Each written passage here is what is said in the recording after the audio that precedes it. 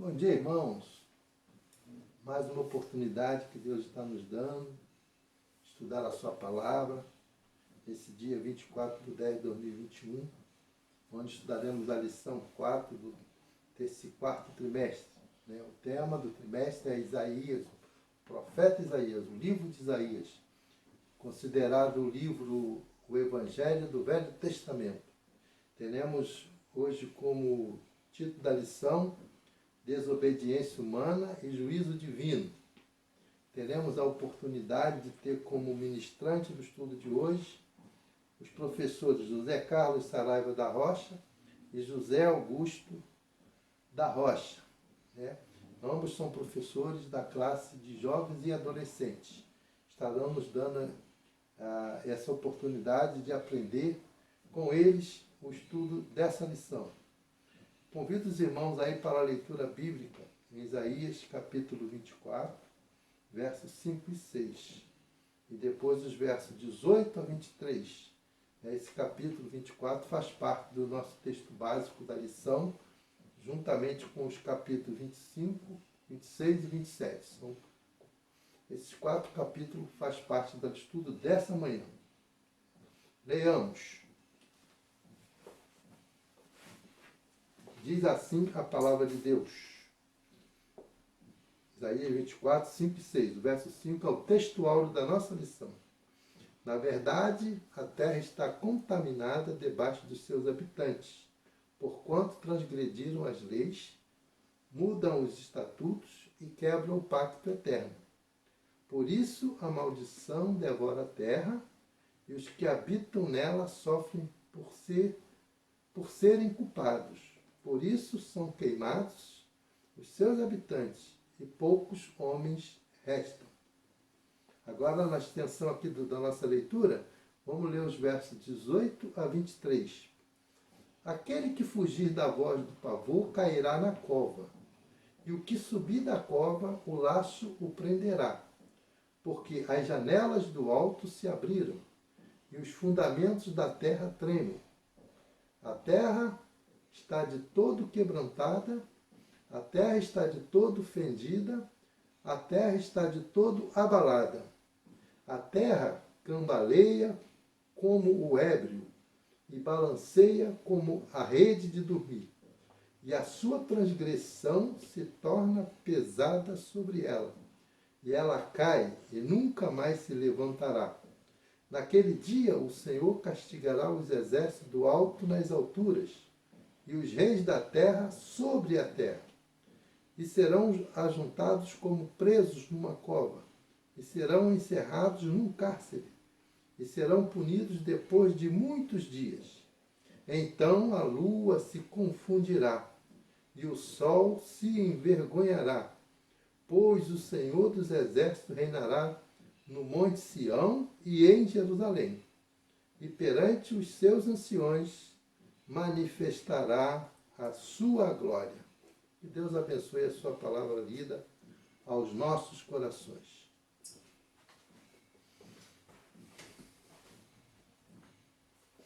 Convido os irmãos aí dos seus lares para abrir os seus cantores no hino 249, do cantor cristão, cujo título desse hino é Banquete de Belsazar. Primeira e segunda estrofes vai ser cantado, acompanhado pela nossa pianista irmã Lúcia Maria. Teremos a família pastoral aí cantando, para nós acompanharmos sobre a orientação deles, esse cântico. Os irmãos devem prestar atenção na mensagem desse hino, associar a lição que vamos estudar. No final a gente vai cantar a terceira e quarta estrofe para completar essa mensagem do hino em relação à lição que vamos estudar.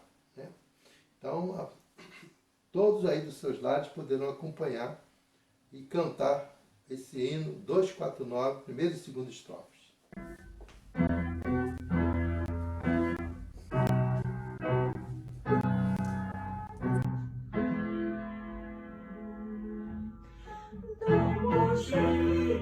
Levanta o rebelde Belsazar, com os grandes do seu reino, todos eles vão louvar. espanto pararam quando o rei estremeceu. Na parede a mão divina escreveu, apareceu. Lá no céu de Deus, lá no céu a mão de Deus. Vê qual seja a tua sorte, a tua vida, a morte, lá no céu escreve a mão de Deus. No palácio os festivos nobres não souberam lei, não escrita na parede, por o reino da bebê. Mandou bem depressa o cativo Daniel, tendo escrito na parede, deu a tradução fiel. Lá no céu de Deus,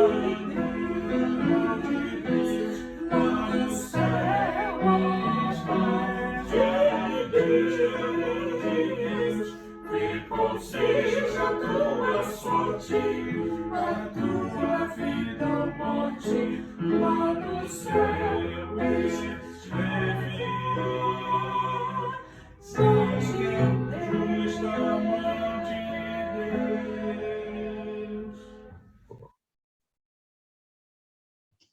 Deus. Bom dia, meus irmãos. Estamos aqui para mais uma lição da nossa Escola Bíblica Dominical, lição 4, que fala sobre a desobediência humana e juízo divino. Hoje eu e o Zé Augusto estamos aqui juntos, estamos estudando com os irmãos a lição. Peço agora ao Zé Augusto que ore para a gente, para nós iniciarmos. Senhor Deus e Pai, graças te dou, Senhor, por mais esse dia de vida. Por favor, Senhor, nos guia hoje nessa lição, Senhor, que possamos estar aprendendo mais sobre Ti, Senhor, e que possamos aqui estar transmitindo a Tua palavra, Senhor, passando a Tua mensagem e tudo que esse ensino bíblico tem a nos dar, Senhor. Por favor, abençoe essa escola que vamos dar agora, essa aula que vamos dar agora na escola. Que o Senhor possa estar nos abençoando, nos dando sabedoria e entendimento para podermos compreender a Tua palavra e estar transmitindo, Senhor Deus e Pai. Abençoe nossos dias e os dias que sucederão, Senhor. Em nome de Jesus, amém. Amém.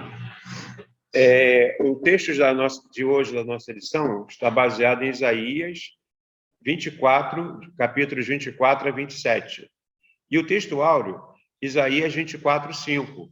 Vamos fazer a leitura, então, de Isaías 24, versículo 5, que fala: na verdade, a terra está contaminada por causa dos seus moradores, porquanto transgridem as leis, mudam os estatutos e quebram a aliança eterna. Dura palavra essa que a gente lê aqui em Isaías, falando sobre isso, né? Que a terra está, como ele fala aqui, contaminada, né? Por causa dos seus moradores, né? Por causa do pecado dos seus moradores. No caso ali era a terra onde estava situado, então aqui, Judá, né? Aquela terra que recebeu os oráculos do Senhor, recebeu a palavra de Deus e não obedeceram a palavra do Senhor, né? Dura esta palavra que Isaías fala para aquele povo, né? O povo chamado povo de Deus, tá? Quais são os objetivos da nossa lição de hoje? É entender que a obediência produz bênção, e a desobediência tem como consequência o castigo, o juízo divino. E entender o significado da mensagem apocalíptica em Isaías, tá? Então, vamos dar início à nossa lição, a nossa revistinha, né? Que nos começa falando o seguinte, que todos nós somos responsáveis, né? Pelos nossos atos diante de Deus. Então, eu sou responsável, Zé Augusto é responsável, vocês que estão nos assistindo a aula aí pelo YouTube são responsáveis, tá? Pelos seus atos diante de Deus. Então, cada um de nós temos a nossa responsabilidade diante de Deus. Cada um de nós tem que fazer, tem que cumprir a sua parte, né? a Bíblia fala, né, que se eles não clamarem, até as pedras clamarão, né? Então a gente tem que a gente tem que falar, a gente tem que fazer a nossa parte, né? Se a gente não fizer a nossa parte, primeiro, é um privilégio nosso estarmos participando na construção de uma coisa boa. É tão bom quando a gente vê uma obra terminada e você tem prazer de dizer, participei daquela obra, ajudei naquele trabalho, tá? É muito importante, é muito gratificante isso. E é muito gratificante quando esse trabalho é para Jesus, é para Cristo. A gente estar cumprindo com seus mandamentos, guardando os seus mandamentos e fazendo a sua obra. Então, cada um de nós tem o seu trabalho na obra do Senhor, né? E cada um de nós é responsável diante de Deus pelos seus atos, tá? E esses nossos atos, eles trazem consequências, tá?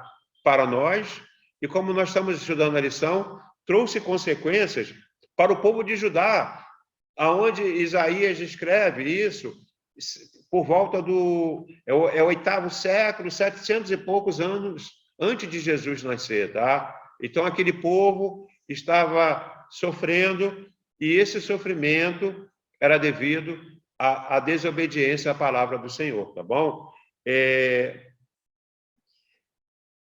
Na história do povo de Deus, essa relação ficou evidenciada a partir da historiografia deuteronomista, na qual estabelecia as diretrizes básicas da conduta do povo.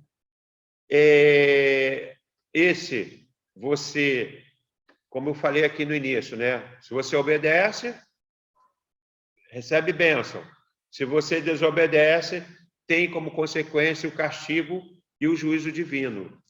Essa teoria, quando ele fala aqui, ele chama aqui de historiografia deuteronomística, tá? Vamos dizer, esse conceito, ele surgiu quando, na época do rei Josias, o sacerdote Ilquias, né, encontrou perdido o livro da lei de Deus. Ele encontrou perdido a Bíblia Sagrada, tá? De tão importante era para eles naquela época, eles encontraram fazendo a limpeza, encontraram perdido a palavra do Senhor, tá? É muito triste quando a gente falo por mim mesmo, tá? Tem que ter, eu tenho minha alta consciência, tem que fazer o que minha autocrítica. Quantas vezes durante a semana eu leio a Bíblia? Todo dia? Eu consigo ler, passo semanas, meses sem ler a Bíblia, eu acho a Bíblia. Então, a gente tem que fazer essa autoanálise em nós mesmos, né?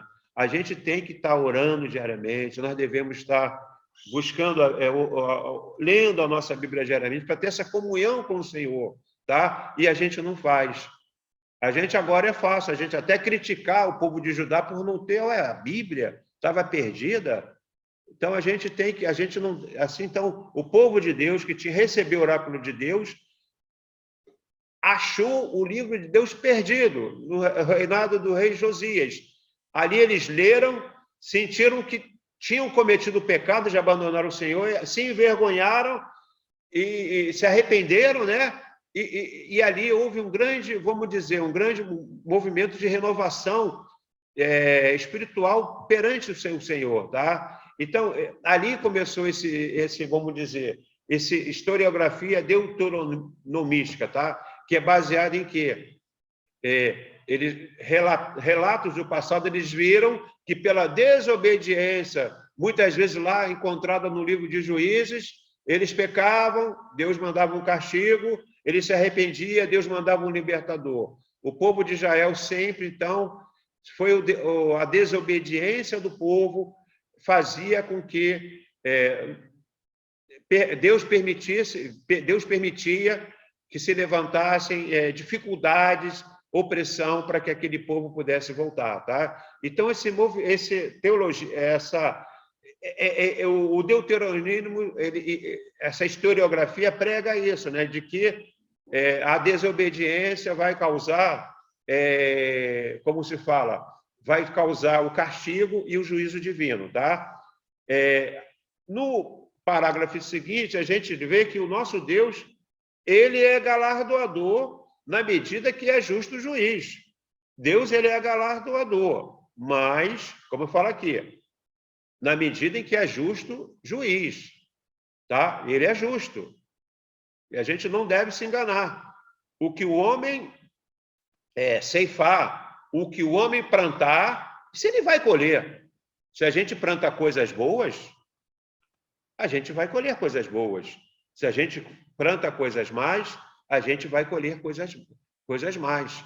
É o cuidado que nós, como servos do Senhor, como, vamos dizer, que nos chamamos servos de Jesus, temos que ter esse cuidado e essa maneira de nos conduzir na nossa vida, diante de Deus e diante das outras pessoas, procurando sempre fazer o bem, procurando sempre levar uma palavra de concórdia, de amor para com os outros, não plantar discórdia, não plantar coisas erradas, mas plantar o amor, plantar a concórdia, levar a palavra de Deus a todas as pessoas. E a nossa vida também, nos portarmos de maneira ética, cumpridores da palavra do Senhor, que o nosso Deus, ele é galardador, mas ele não se esquecer, ele é um justo juiz, tá?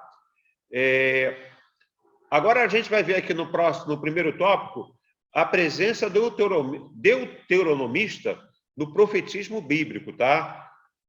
Ele chama a mensagem deuteronomista, DTR, entre parênteses, tá? A abreviatura, norteia toda a produção literária encontrada no profetismo clássico pré-exílico, ou seja, os escritos proféticos fixados desde Amós, 760 a.C., até o profeta Jeremias. O alcance dessa moldura teológica pode ser ampliada quando entendemos que o movimento profético se inicia bem antes do profetismo literário, tendo seu início já com a instalação da monarquia em Israel, 1000 a.C. Com isso, entendemos que o deuteronomista tem uma influência de aproximadamente de 500 anos sobre o profetismo bíblico, tá? A profecia em que prega que o que o homem ceifar, o que o homem plantar, se plantar a desobediência, se ele for desobediência, ele vai ter como consequência o quê? O castigo, o juízo divino, tá? Como recapitulação do que apresentamos na lição 2, o deuteronomista não está restrito ao livro de Deuteronômio, mas contempla toda a tradição que passa pelo livro de Josué, o livro de Juízes, o livro de Samuel, o livro dos Reis. É importante destacar que esses livros, em que pese serem classificados na tradição, pela tradição cristã como históricos, na tradição judaica, da Tanakh, TNQ, né, são identificados como escritos proféticos, mais especificamente de profetas anteriores. Então, quando a gente fala de historiografia deuteronomista, ela não está restrita ali apenas ao livro de Deuteronômio, tá? Quando você vê esse deuteronomista, não significa que é somente o livro de Deuteronômio, tá? Mas você também encontra esse tipo de escrito, de profecia, lá nos livros de Josué, né? Que é o grande, vamos dizer ali, o grande servo do Senhor, que conseguiu dar vitória, né, ao povo, que no final falou: eu e minha família serviremos ao Senhor, escolheu a quem servais.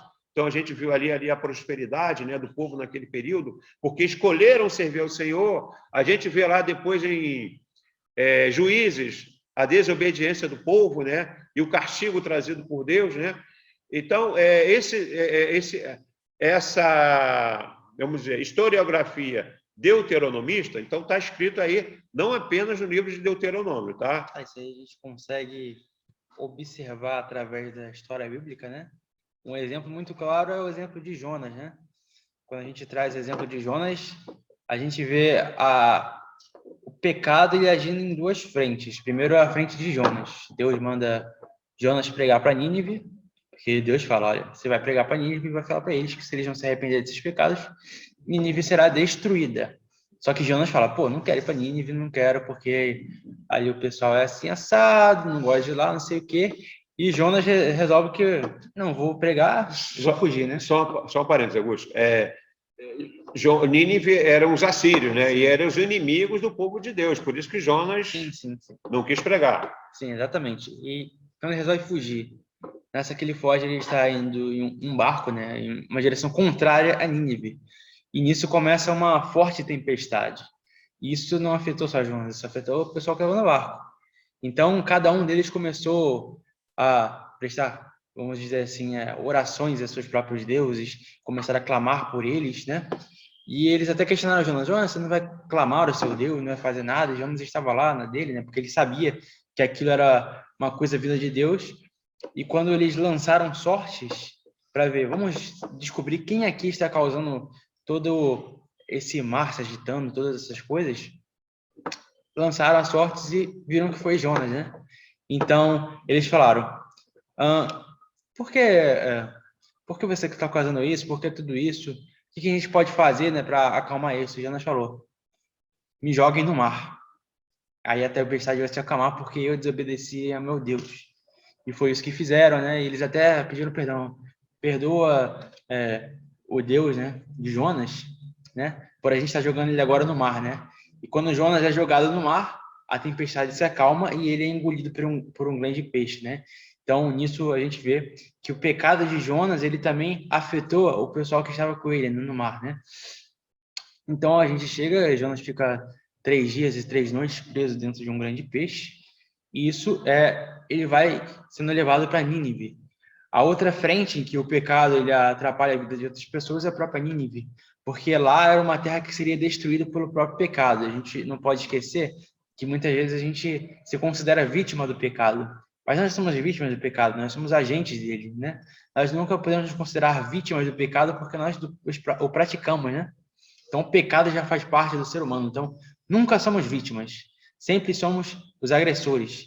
E nisso a gente desobedece a Deus, a sua palavra. Então, Nínive era aquela cidade que ia ser destruída.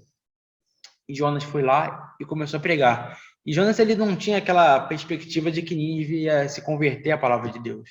Mas assim que Jonas pregou, todos os habitantes eles viram assim, caramba, se a gente não fizer nada, se a gente não buscar Deus, se a gente não parar com essa iniquidade, nós vamos ser destruídos.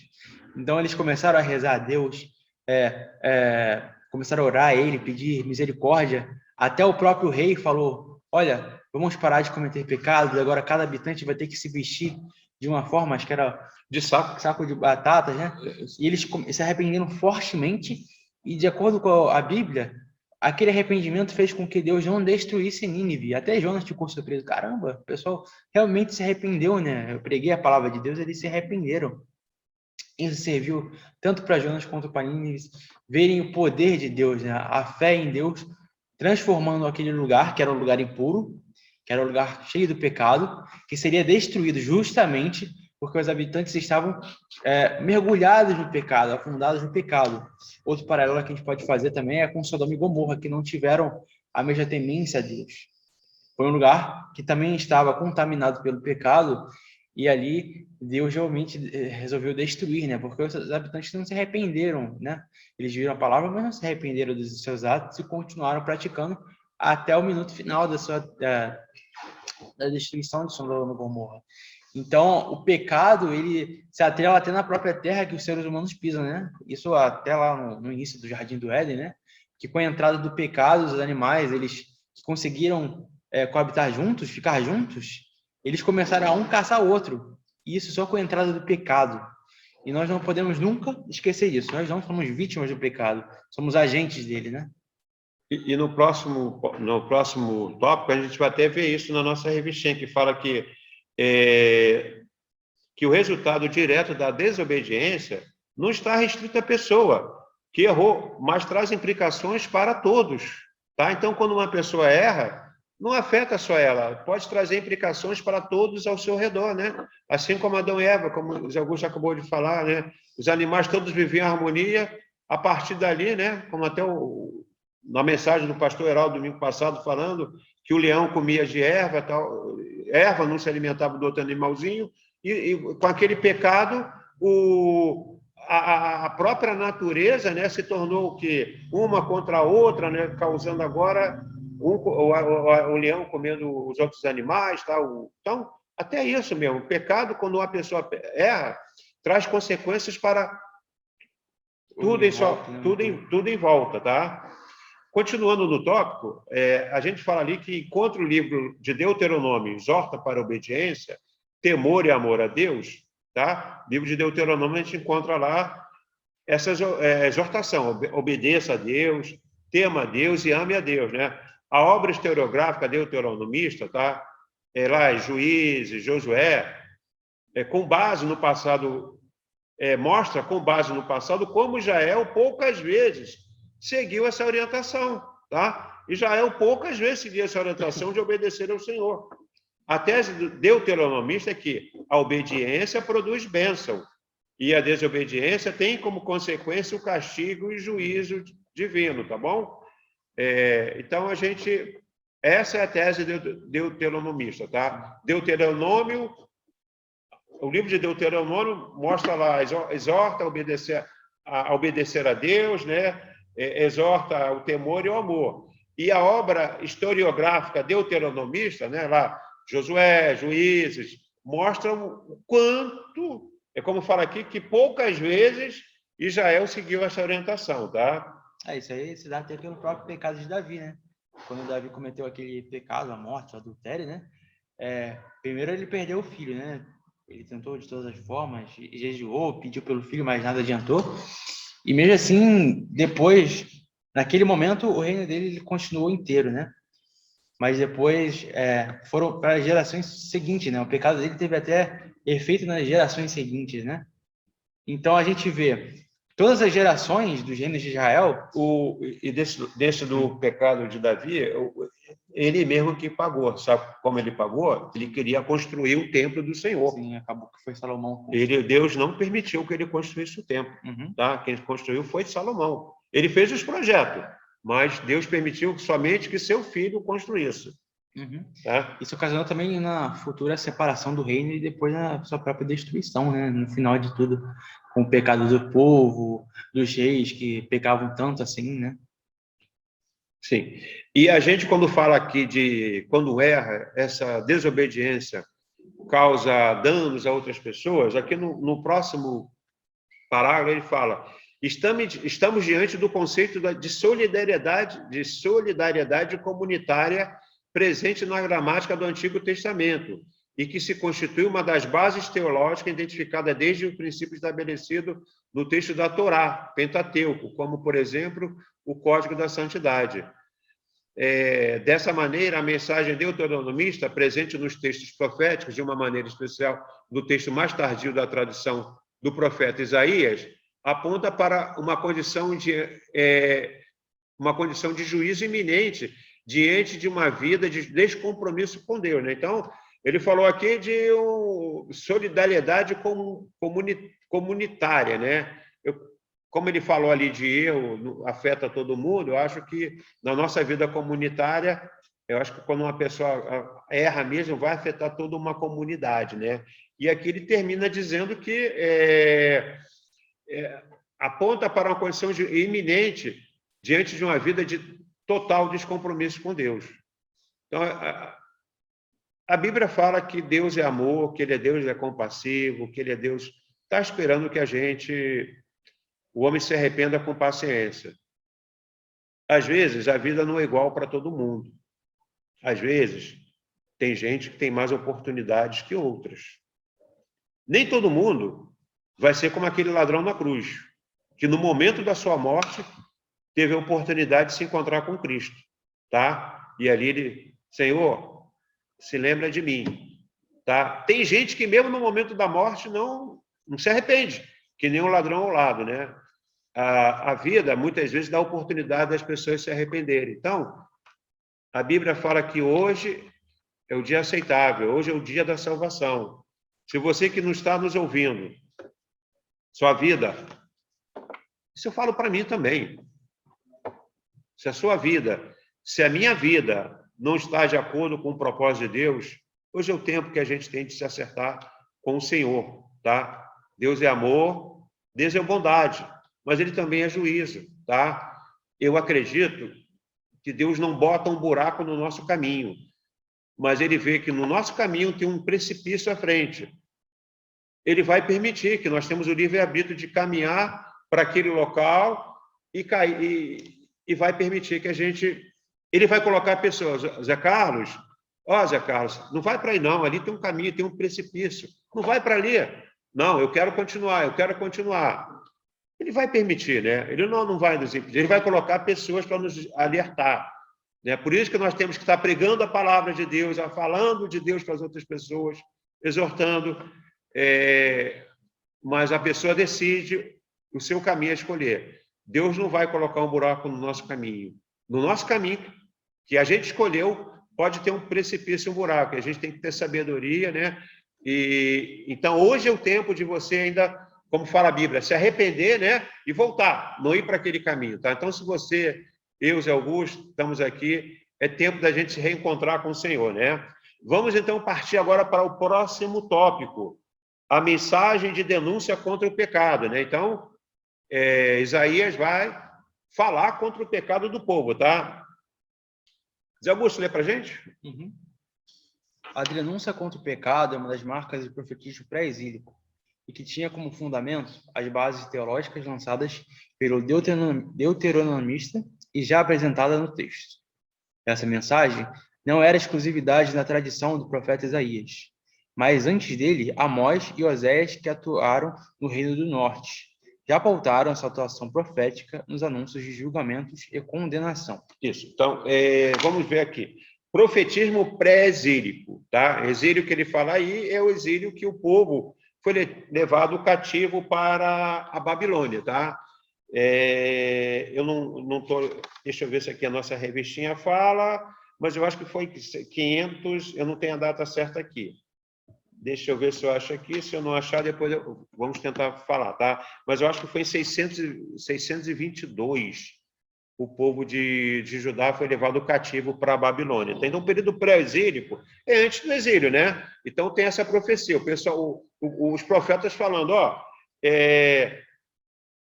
falando contra o pecado, né? Vocês se voltem para Deus, tá? Então, isso, a gente pode dizer que foi quando acharam lá aquele livro perdido, e então eles começaram a pregar, se arrependam dos seus pecados, se voltem para Deus, senão vocês vão ser, senão a Judá será destruída, tá? Continuamos, Augusto. Uma das formas de classificar esse texto são como oráculos de julgamento que se caracterizam como um anúncio de um juízo de Deus contra um indivíduo ou contra o povo. Na origem de um oráculo de julgamento contra o indivíduo está sempre uma falta, um delito cometido por uma pessoa. A estrutura dessa denúncia está fundamentada em duas partes. A primeira delas, a mais breve, é a acusação, que consta a realidade ou a situação. A segunda é o anúncio da desgraça ou do castigo, como consequência do erro cometido. Como exemplo, o oráculo de Isaías contra Sebna.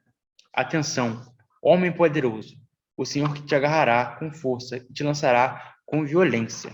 Isaías 22, 15 a 18. Sim.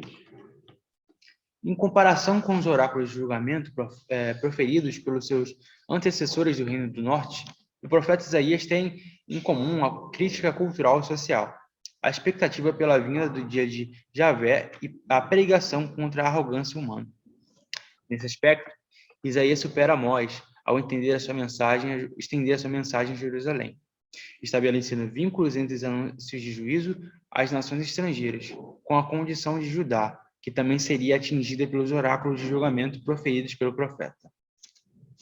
Essa questão é tratada especificamente por Isaías em forma de denúncia contra a autossuficiência dos moradores de Jerusalém, por acharem que os muros da cidade seriam intransponíveis, a despeito de qualquer descompromisso que eles tivessem com o Senhor.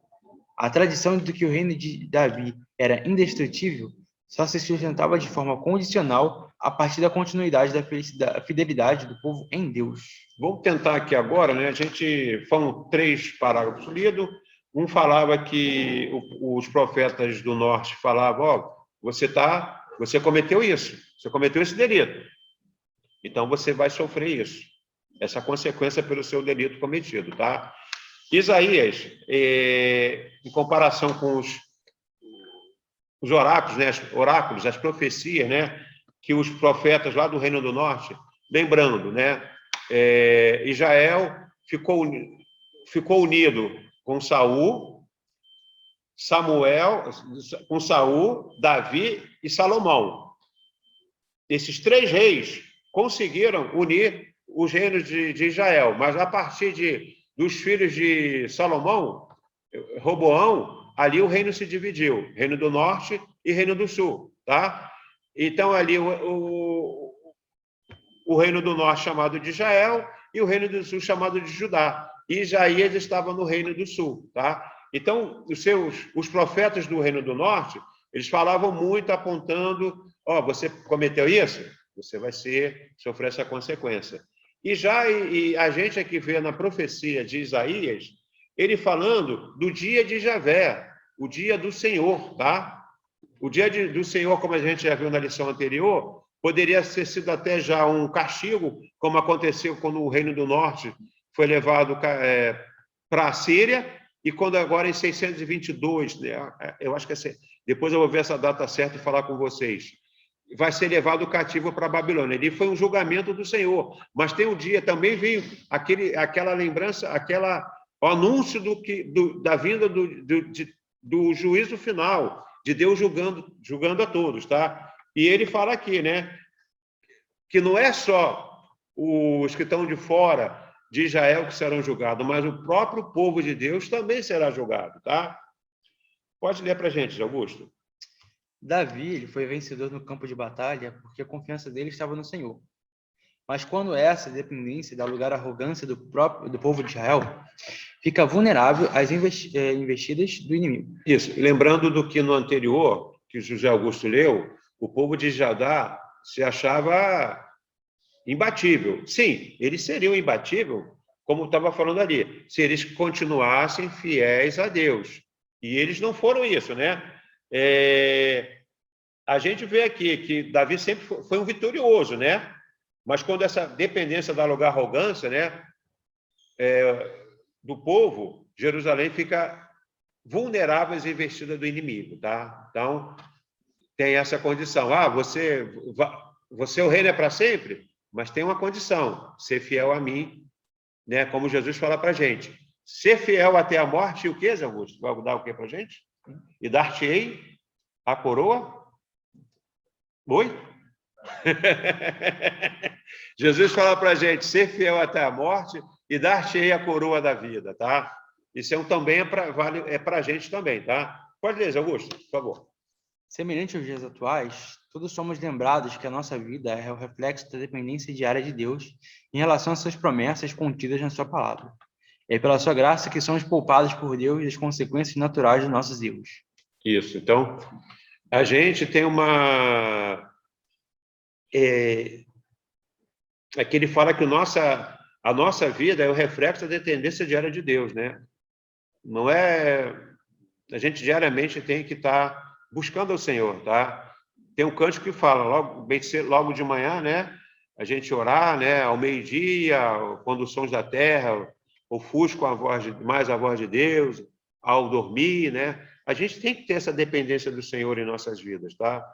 Para que a gente possa reconhecer, quando a bênção chegar, que aquilo foi graças a Ele, né? É graças a Ele. Não, logicamente, tem a nossa parte, nós temos que trabalhar, nós temos que estudar. Nada vai cair do céu de mão... Ficar sentado esperando as contas. Não, mas a gente tem que saber, mas a gente tem que reconhecer que tudo isto é bênção do Senhor, tá? E aqui, como ele falou, né? E é pela graça que somos poupados por Deus das consequências naturais dos nossos erros. Nós erramos, gente. Nós somos falhos. A gente é pecador, tá? A gente tem que, diariamente, que por essa graça que nós somos poupados, tá bom? Zé Augusto. Sejamos fiéis a Deus e a sua graça nos alcançará. Deixemos de lado todos os sentimentos de autossuficiência e arrogância e achemos-nos humildemente ao Senhor e Ele agirá em nosso favor. Lê para a gente Tiago 4,10, Augusto, né? Por favor. Zé Augusto vai ler para a gente o texto de Tiago 4,10. Pode.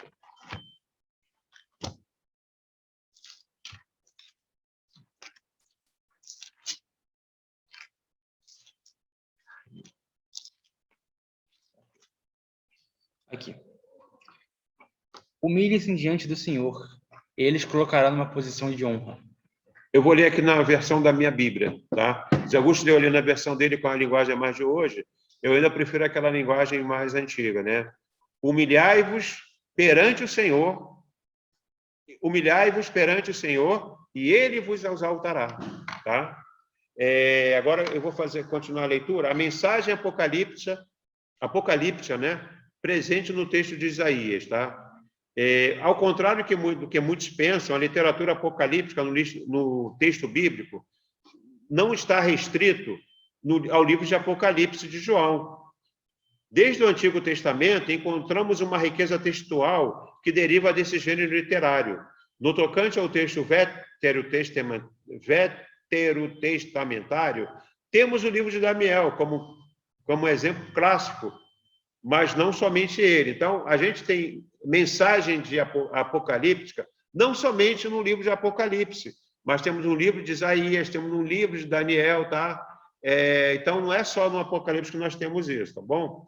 Vários textos presentes nos escritos proféticos, à semelhança de Ezequiel, apresentam as características da natureza peculiar da escritura apocalíptica e as circunstâncias típicas que foi produzida. Vou pedir um favor, Zé Augusto, enquanto eu estou aqui. Vê para a gente a data certa do exílio da Babilônia, tá? Enquanto isso, eu vou fazendo aqui.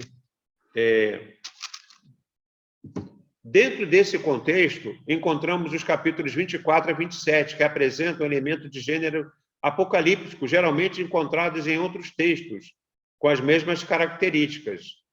E alguns eruditos classificam habitualmente esses capítulos de Apocalipse de Isaías, mas, ao rigor, não podemos classificá-lo dessa forma, pois nos faltam outros elementos de sustentação que corroborem esses argumentos, tá?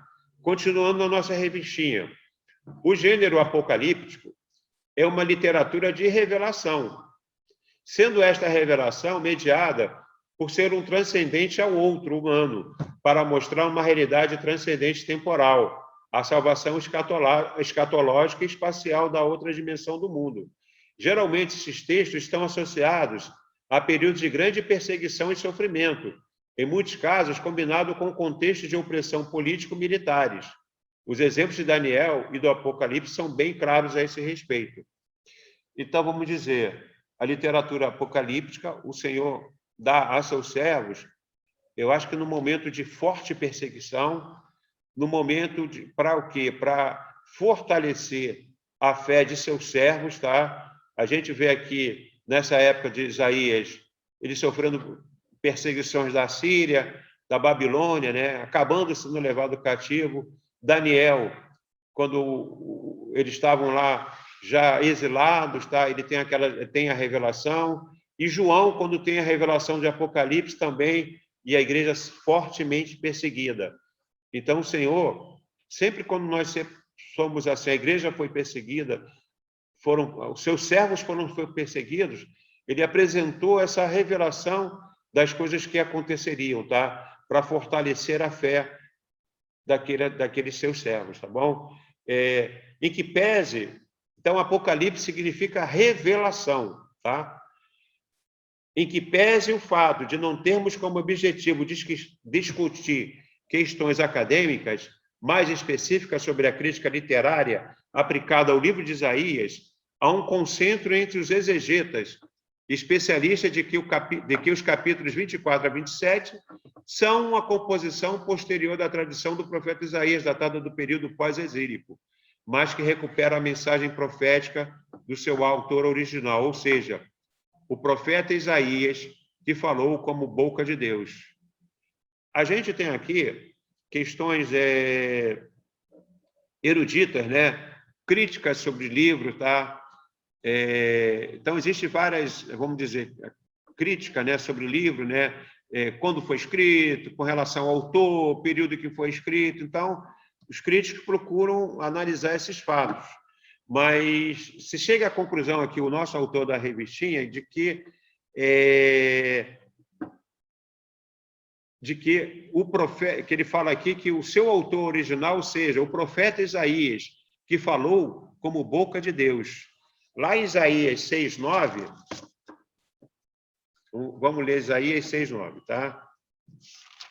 Tu achou, Zé Augusto, a data? Achei. Mas deixa eu falar no final, não Tá. tá para agora. Né? Zé Augusto já achou a data e depois a gente fala da data, tá? Isaías 6:9 fala o seguinte: então disse ele, vai e diz a este povo, ouvis de fato e não entendeis, e vedes em verdade, mas não percebeis.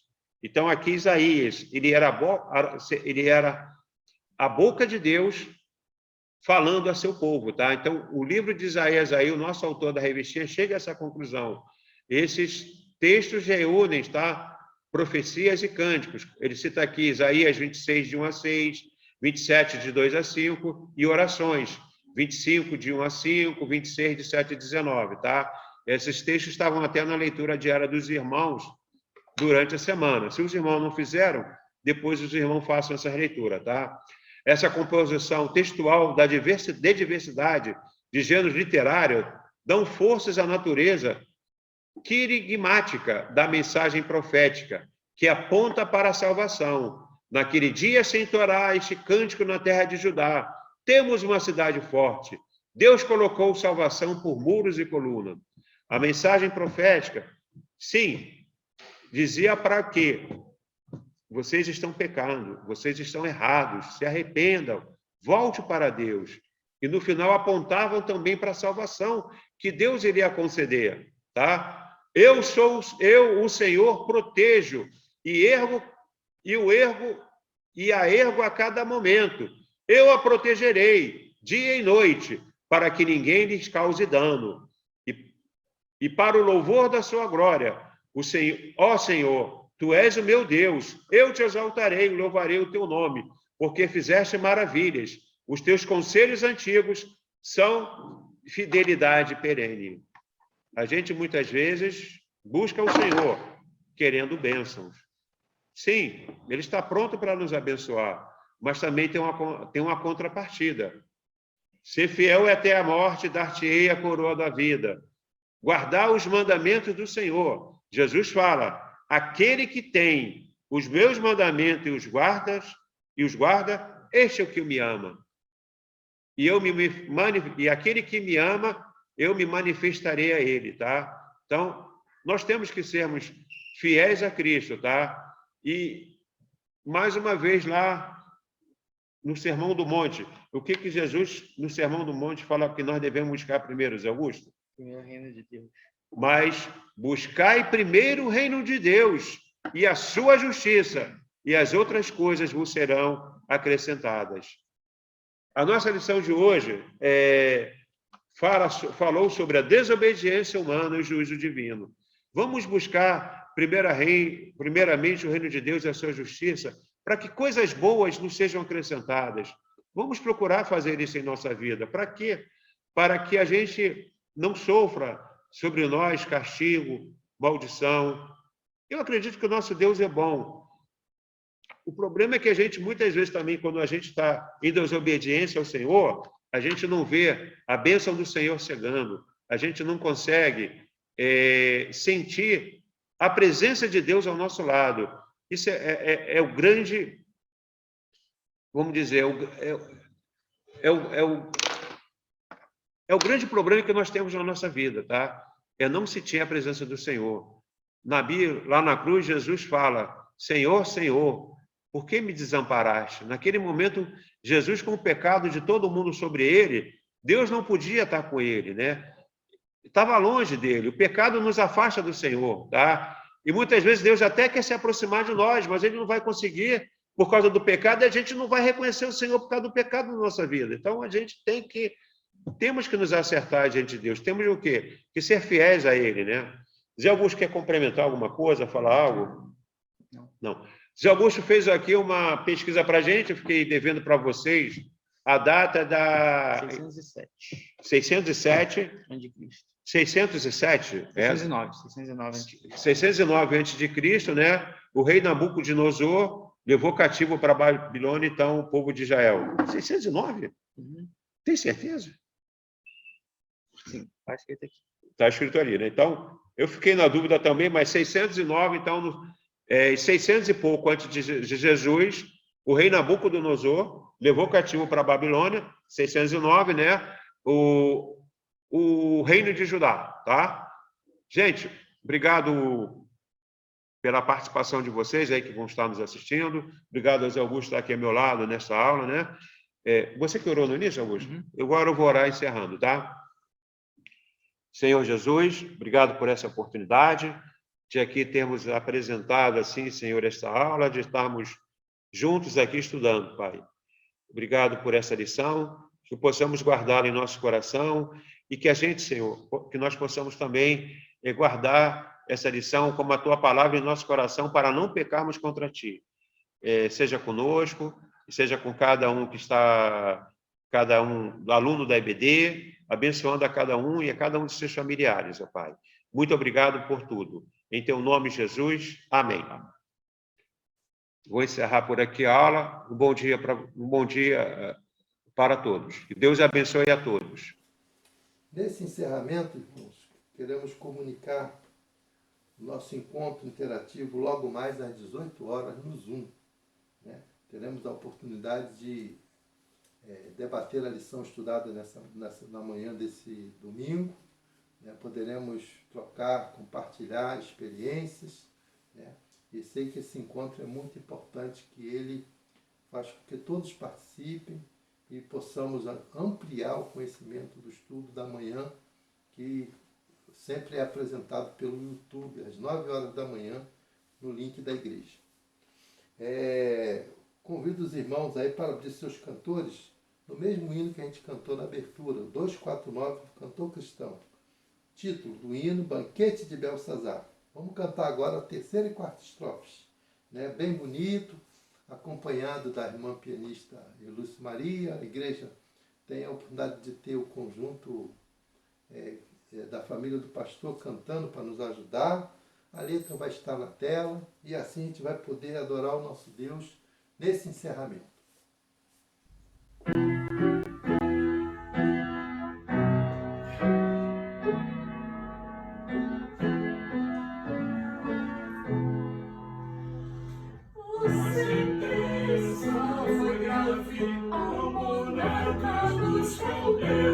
Que vivia no pecado, sem temor nenhum de Deus, o teu reino passou-se, na maré distrito está, na balança da justiça, a tua alma forte está.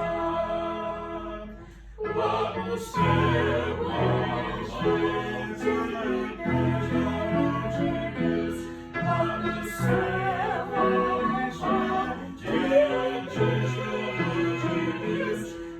qual seja a tua sorte, a tua vida ou morte, lá no céu espera. Sem Jesus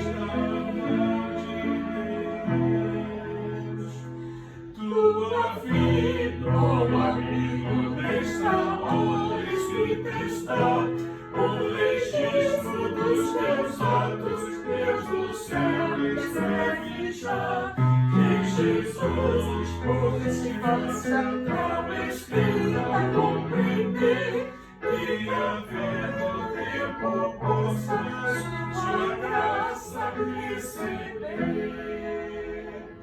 Lá no céu